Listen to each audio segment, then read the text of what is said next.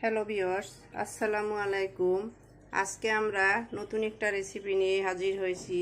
তো চলুন রেসিপি ভিডিওটি শুরু করা যাক।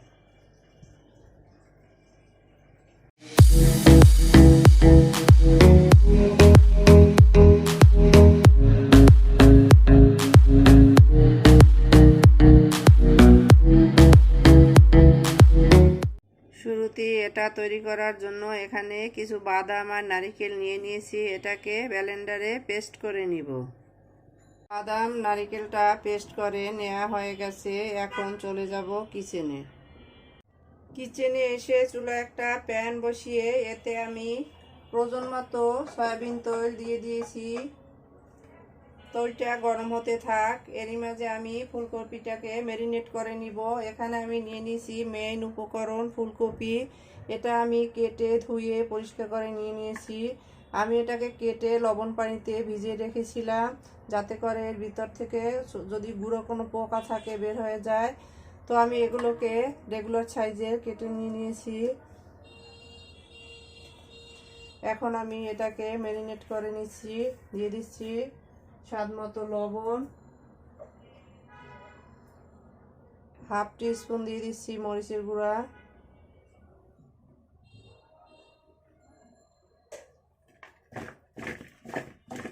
মিশিয়ে নিচ্ছি।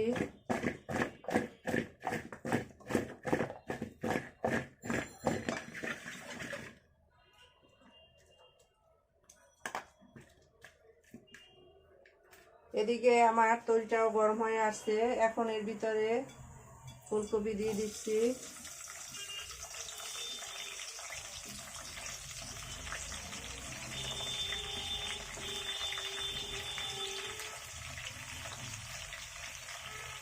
আমি এখানে অর্ধেকটা দিয়ে দিয়েছি।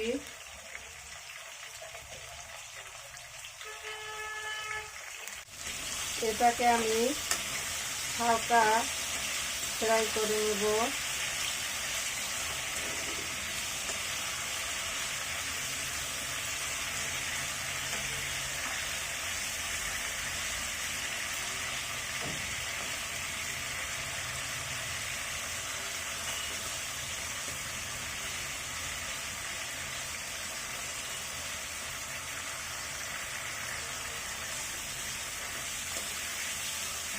এভাবে উল্টে পাল্টে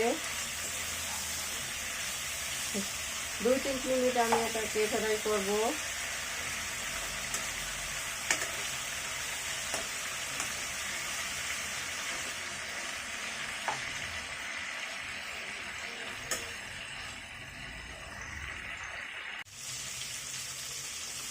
আমি এটাকে প্রায় 3 মিনিটের মতো নেড়ে চেড়ে ফ্রাই করে নিয়েছি। এর থেকে যে পানিটা বের হয়েছে মোটামুটি এটা শুকিয়ে আসছে আর হালকা গোল্ডেন কালার হয়ে আসছে, দেখতে পাচ্ছেন। মোটামুটি এটা সটে করে নিলাম।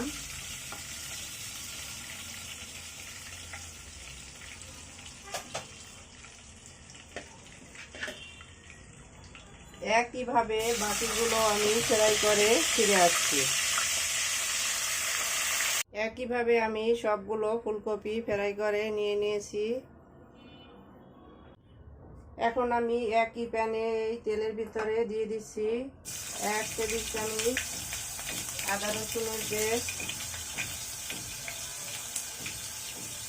দিয়ে দিচ্ছি পেঁয়াজের পেস্ট দিয়ে দিলাম হাফ কাপের একটু বেশি।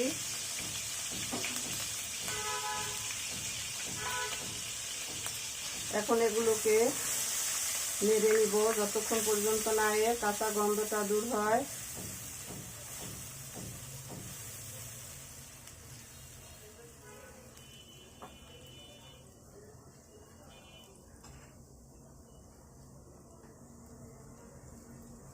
এর সাথে আমি দিয়ে দিচ্ছি দারুচিনি, লবঙ্গ, এলাচটা আমি মুখ ফেলে দিয়ে দিয়েছি, একটা তেজপাতা,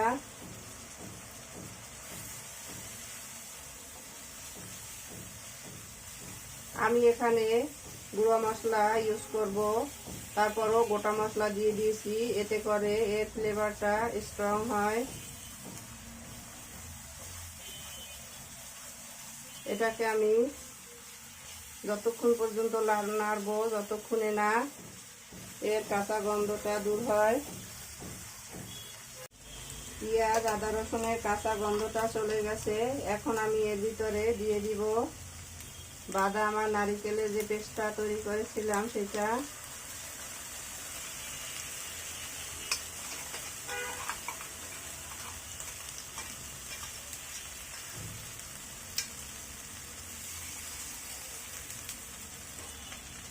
এটাকেও আমি একইভাবে কষিয়ে নেব যতক্ষণ পর্যন্ত না এর কাঁচা গন্ধটা দূর হয়।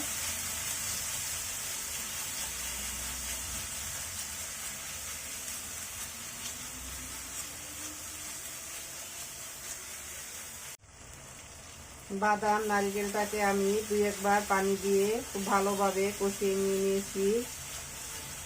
এর থেকে কাঁচা গন্ধটা দূর হয়ে গেছে।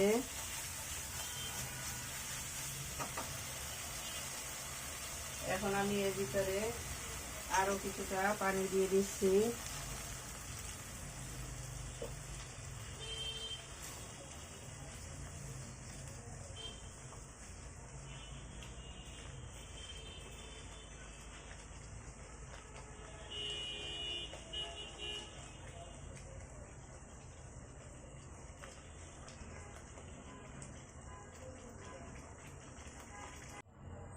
রোস্টের মশলা দিয়ে দিচ্ছি 1 টিস্পুন।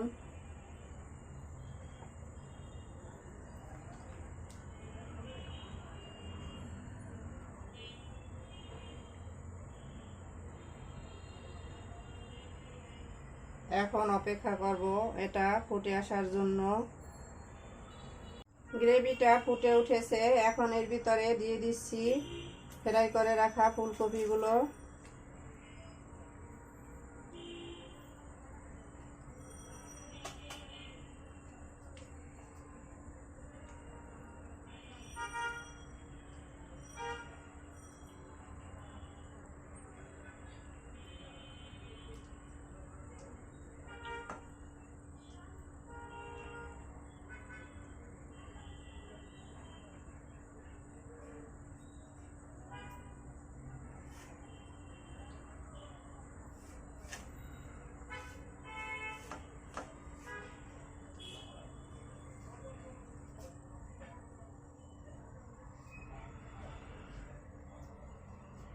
এখন এর ভিতরে দিয়ে দিচ্ছি টক দধি। টক দধিটা আমি আগের থেকে ফেটিয়ে রেখেছি। এখানে 2 টেবিল চামচ টক দধি আছে।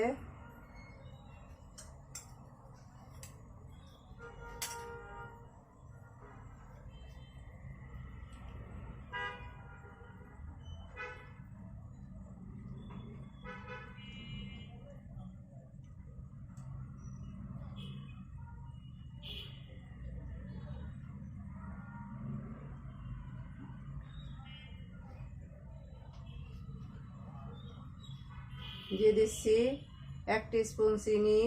চিনিটা টক দধির টকটাকে ব্যালেন্স করবে।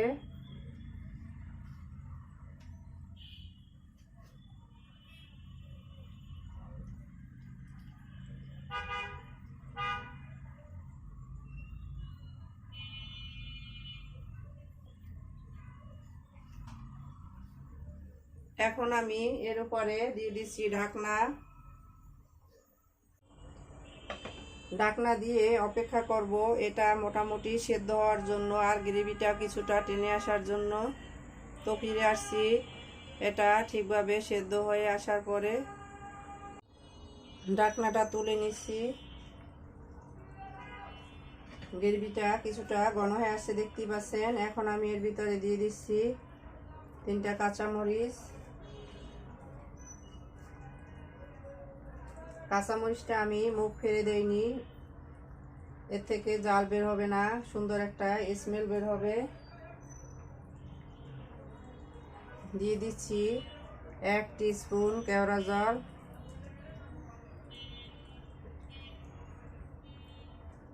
এক টিস্পুন দিয়ে দিচ্ছি ঘি।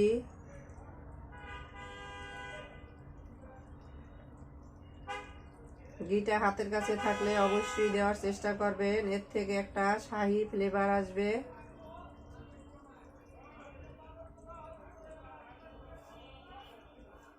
আমি এটাকে আরও 2 মিনিট ঢাকনা দিয়ে জাল করে নিব। তো ফিরে আসছি 2 মিনিট পরে। ফিরে এলাম 2 মিনিট পরে, ঢাকনাটা তুলে নিচ্ছি। তো দেখতেই পাচ্ছেন আমাদের ফুলকপির রোস্ট ডান। হাতা ধরে একটু নাড়িয়ে দিচ্ছি। এখন আমি এটাকে তুলে নিয়ে সার্ভ করে নিব। তো চলুন সার্ভ করে নেওয়া যাক। সার্ভ করে নিলাম আমরা আমাদের ফুলকপির রোস্ট। দেখতেই পাচ্ছেন কতটা অসাধারণ হয়েছে। আমাদের রেসিপি ভিডিওটি ফলো করে আপনারা তৈরি করে দেখবেন। কমেন্ট সেকশনে জানিয়ে দিবেন কেমন হয়েছিল আমাদের রেসিপি ভিডিওটি। লাইক, কমেন্ট, শেয়ার, সাবস্ক্রাইব করে আমাদের পাশে থাকবেন। আল্লাহ হাফেজ।